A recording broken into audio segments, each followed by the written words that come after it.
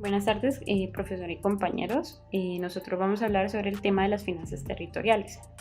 Nuestro grupo está conformado por Angie Paula González, Ingrid Aguilera y quien les habla, Marta Daniela Suaza. Las finanzas territoriales desglosan tres temas fundamentales, los cuales vamos a ir dialogando durante la exposición, que son el Sistema General de Participación, el régimen de transferencias y el Sistema Nacional de Regalías. Para entrar en materia, uno de los aspectos generales que vamos a socializar ha sido que las finanzas de las entidades territoriales en Colombia han estado estrechamente ligadas a la evolución de los procesos de descentralización que iniciaron a mediados de los años 80. Desde esta concesión, pues el principal objetivo ha sido mejorar la situación de las finanzas y la autonomía de las entidades territoriales. Es decir, a través de fortalecer estos recursos propios y de las transferencias del gobierno central. Eh, Han sido muchas las medidas las cuales pues se ha tratado de profundizar este proceso de descentralización. La intención es poder generar una mayor autonomía y que estos recursos puedan favorecer y ofrecer una mayor calidad de vida con menor pobreza y mayor equidad. Bueno, buenas noches para todos. Mi nombre es Angie González.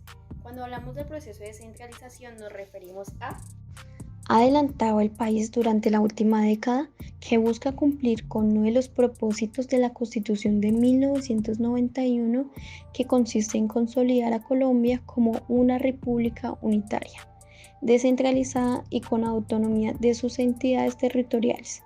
La situación de hoy, comparada con la existencia hace unas 2 décadas, muestra un cambio significativo expresado en una estructura de gobierno en la cual el nivel nacional se especializa en la orientación y coordinación general, en el manejo macroeconómico y en la creación de condiciones para la provisión de bienes y servicios de impacto global, mientras que las entidades territoriales asumen la responsabilidad de garantizar la prestación de servicios públicos locales, con especial énfasis en la educación y la salud. Se recupera de este modo un papel importante del nivel local y regional en el marco de las funciones públicas.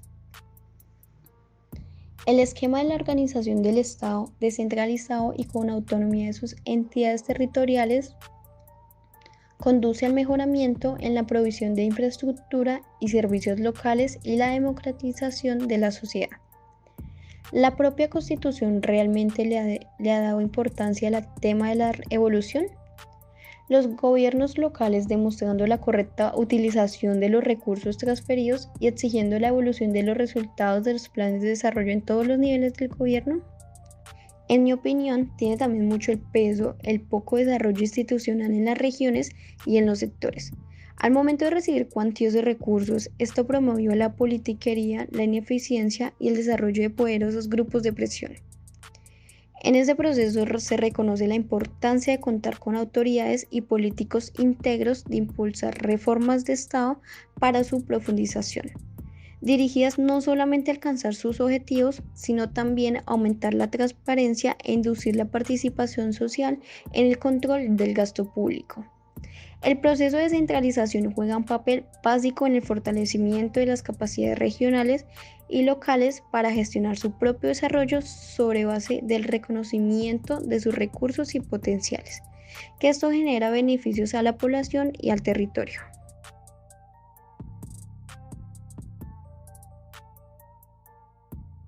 Las transferencias son recursos destinados a entidades públicas, nacionales e internacionales, sin contraprestación en bienes y servicios. Las transferencias de la nación a entidades territoriales dan como función unas competencias y unas responsabilidades, como podemos ver. La responsabilidad de la nación es definir planes y políticas. A nivel departamental es coordinar y articular las políticas y prestar el servicio. A nivel municipal solo presta el servicio. Las transferencias de la nación a entidades territoriales se da por medio de las políticas a través de la cual buscan introducir una igualdad regional o municipal en el manejo de los recursos concedidos y también a nivel fiscal.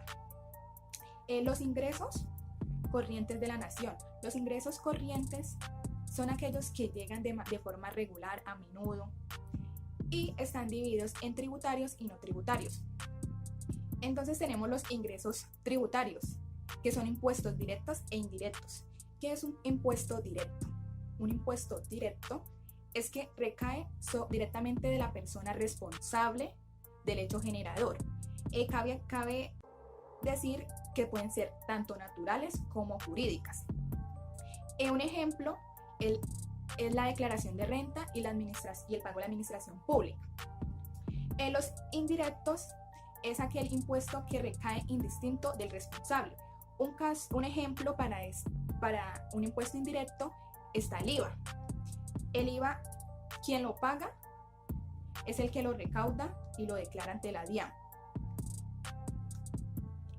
Los no tributarios tenemos las multas, tenemos las tasas, tenemos las contribuciones, transferencias y rentas ocasionales. Empecemos por las tasas. Las tasas son pagos que se hacen por consumir un servicio prestado por el Estado.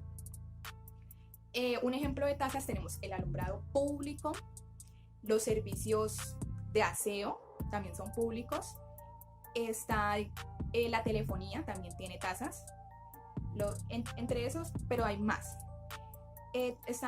También tenemos las multas, que son ingresos, que recibe el Estado por una transgresión de una norma o obligación impuesta por sus gobernados.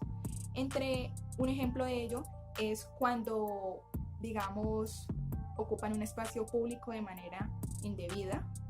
También hay multas de tránsito, de renta. Entonces, entre eso tenemos esos ejemplos. Las contribuciones son unos pagos que recibe el Estado por algo que es de obligatoriedad, que deben pagar algunos ciudadanos. Entre ellos tenemos las entidades públicas, tenemos las cooperativas, las universidades que deben cumplir con esa contribución. Un ejemplo de ellos son los aportes parafiscales, que tienen también destinado un beneficio. Y otro ejemplo está la valorización.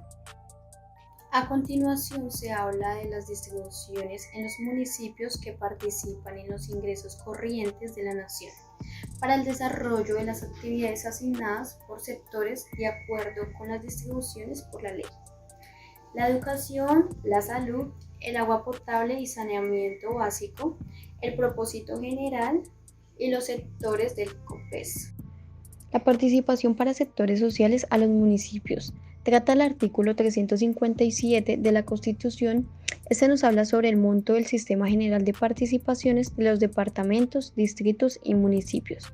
Se incrementarán anualmente en un porcentaje igual al promedio de variación porcentual que hayan tenido los ingresos corrientes de la nación durante los 4 años anteriores, incluida la correspondencia del aforo del presupuesto en ejecución.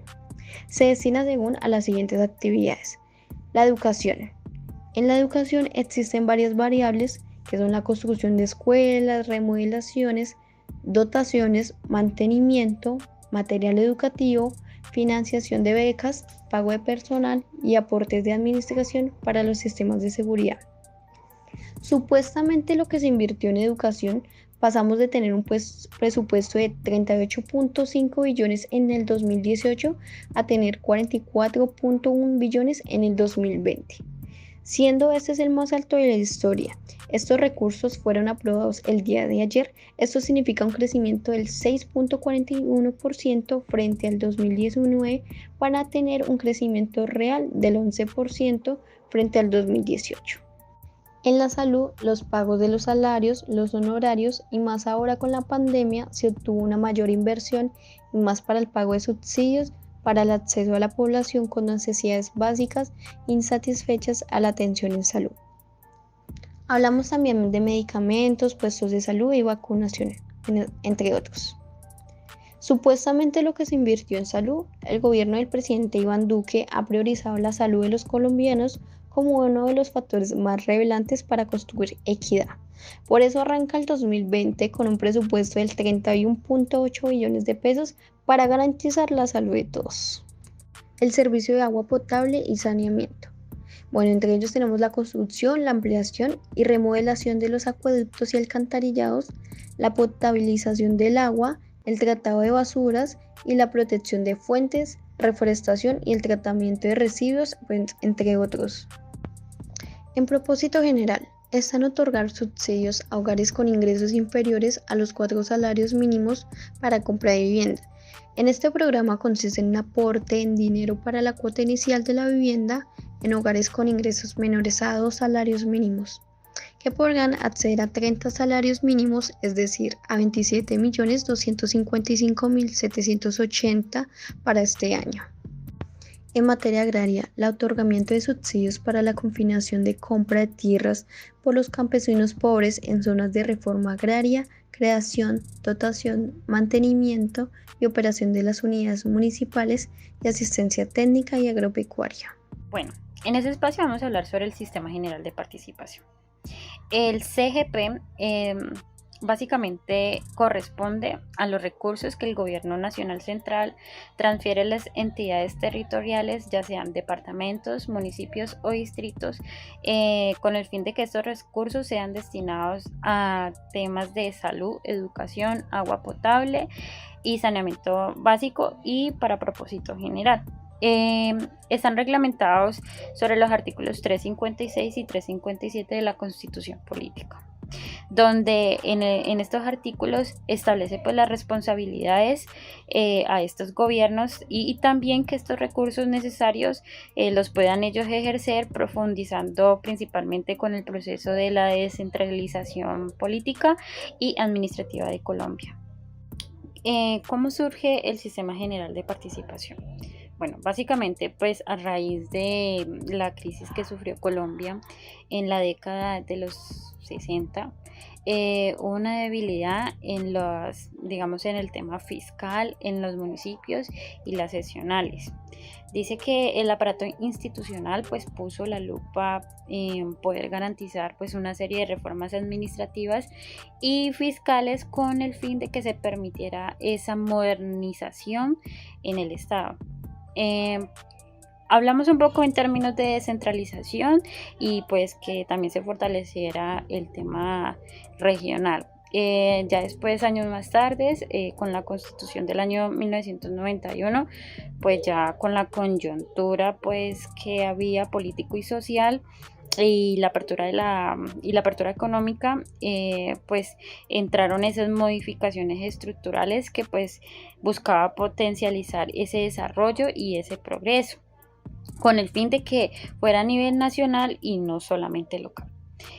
Sin embargo, pues los alcances de esta nueva carta o digamos de esta nueva propuesta no resultaron pues tan suficientes, dado que para poder resolver la situación difícil y en términos de tema de fiscalidad en el país, pues han habido una serie de modificaciones que modificaron, valga la redundancia, en el artículo 356 y 357 y que pues claramente se promulgó durante el acto legislativo 01 del 2001, donde ahí parte y se crea el Sistema General de Participación para, como había mencionado anteriormente, departamentos, distritos y municipios. En el Sistema General de Participación hay unos criterios en donde incorpora una serie de puntos los cuales indica que hay una población atendida y por atender, que hay, es decir, o sea, en los servicios de salud y educación. Otra, que hay un reparto entre la población urbana y rural. Otra, que es la pobreza relativa, y la otra, que es la eficiencia. También dice que el Sistema General de Participación tiene una conformación. ¿Cómo está conformado? Especifica que cuando hay una destinación específica para el sector educativo, pues se le renombra o se le denomina participación para la salud. La otra es para el tema del sector salud, pues que se le denomina participación para la salud. Otra que es la destinación específica para el sector agua potable y saneamiento, que ella también se le denomina participación para este concepto. Y la última ya sería para propósito general. También establece unas reglas donde manifiesta que las participaciones para los sectores sociales se asignan por los municipios conforme a las siguientes reglas. ¿Cuáles son las siguientes reglas? 1. Un 58,5% que va a corresponder a la participación para la educación. Un 25,5% que corresponderá para la participación en salud. Un 5,4% que corresponderá a la participación para el agua potable y saneamiento básico. Y el 11,6% que ya digamos que sería destinado para la participación de propósito general. Del Sistema General de Participaciones. Vamos, para mayor brevedad, a explicar cada uno de los roles de estas entidades. Con el cumplimiento del artículo 356 y 357 de la Constitución Política. En primer lugar, tenemos el Ministerio Público y Crédito Público, que se encarga de calcular y comunicar al CGP, el monto global que se va a distribuir. Luego de eso, tenemos al Ministerio de Educación, Protección Social y el DANE, que se encarga de certificar al DNP las respectivas variables que se van a distribuir. Entre ellos está la población y los afiliados a la seguridad social. Luego sigue la entidad DNP, que es el Departamento Nacional de Planeación, que se encarga de realizar la respectiva distribución y aprobación al COMPES. También comunica a las entidades indígenas de esta dicha distribución. El COMPES, esta entidad se llama Consejo Nacional Político, Económico y Social, que se encarga de aprobar la distribución al CGP. Por último, tenemos la entidad, el Ministerio de Educación, la Hacienda y Protección Social, que ya se encargan de girar los recursos a las entidades totalmente aprobadas. ¿Cómo es la distribución para el tema de la educación? Para esta distribución se tienen ciertos criterios y está destinado para el pago de los docentes y administrativos, también para el mantenimiento, la infraestructura de la institución y el pago de los servicios públicos. Otro punto, el de los medios tecnológicos, la biblioteca está destinado para esos recursos que sean necesarios para los estudiantes. El video BIM. Tenemos también la alimentación escolar, que lo brindan las instituciones públicas. También, dado el caso, de acuerdo a la situación de los estudiantes, si es necesario requerir con un transporte, de acuerdo a la situación, a la situación geográfica donde vive el estudiante, se puede contratar ruta. Eso es un caso especial en que se puede usar ese recurso. El artículo 16 de la Ley 715 del 2001 nos hablan de los criterios para la distribución del recurso en el Sistema General de Participaciones para los distritos o municipios. Cabe resaltar que si un municipio no está certificado, el encargado de administrar dicho recurso va a ser el departamento. Primero, tenemos la población atendida. Anualmente se distribuirá por alumno de acuerdo a unas tipologías educativas definidas por el Estado, atendiendo los niveles educativos preescolar, básica y medio en sus diferentes modalidades, y la zona rural y urbana en el territorio nacional. Las tipologías son variables que caracterizan la prestación del servicio. 2. La población por atender en condiciones de eficiencia. A cada municipio o distrito se le distribuirá una suma residual para atender las instituciones oficiales o estatales con menor cobertura. El COMPES es el encargado de asignar el porcentaje para esta población de acuerdo a los recursos que tenga el Sistema General de Participaciones para esta población, Y en tercer lugar tenemos la equidad. A cada municipio o distrito se le distribuirá una suma residual de acuerdo a un índice certificado por el DANE, dándonos, digamos, el porcentaje de la población de pobreza. La distribución de los recursos para agua potable y saneamiento básico, la cual será del 85% para los distritos y municipios, del 15% para los departamentos y el distrito capital. Establece la participación de los recursos para agua potable y saneamiento básico de los distritos y municipios. Los criterios y porcentajes del agua potable y saneamiento básico. Primero, el déficit de cobertura, la población atendida en balance, la ampliación de coberturas y el nivel de pobreza. Sistema General de Regalías. Regalía es la contraprestación económica que recibe el Estado por la explotación de un recurso natural no renovable, en este caso las compañías petroleras y mineras, el cual determinan la distribución, objetivos y los fines de ejecución y control.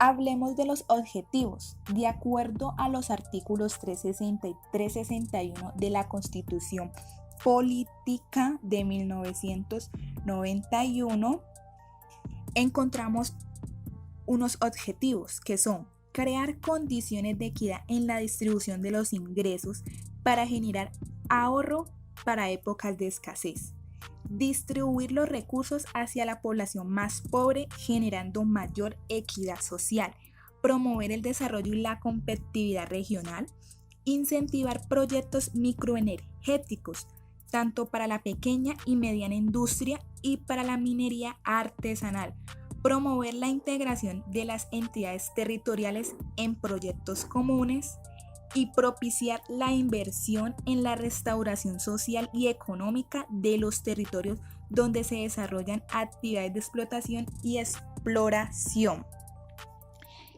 También encontramos unos órganos del Sistema General de Regalías, en donde está la Comisión Rectora, el DNP, Departamento Nacional de Planeación, el Ministerio de Hacienda y Crédito Público y el Ministerio de Minas y Energías, el Departamento Administrativo de Ciencia y Tecnología e Innovación, Colciencias.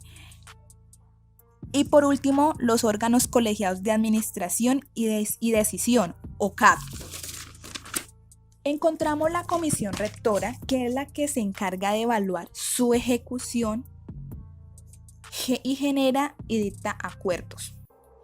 Está integrada por un director del DNP o su delegado, el ministro de Minas o su delegado, un senador y un representante de Cámara que hagan parte de las comisiones quintas constitucionales permanentes por un periodo de un año. Como estaba hablando de un departamento productor, esto hace referencia cuyos ingresos por conceptos de regalías y compensaciones sean superiores al 3% de la totalidad de las regalías. Y en el municipio productor, los cuyos ingresos por conceptos de regalía y compensaciones sean superiores al 1% de la totalidad en regalías.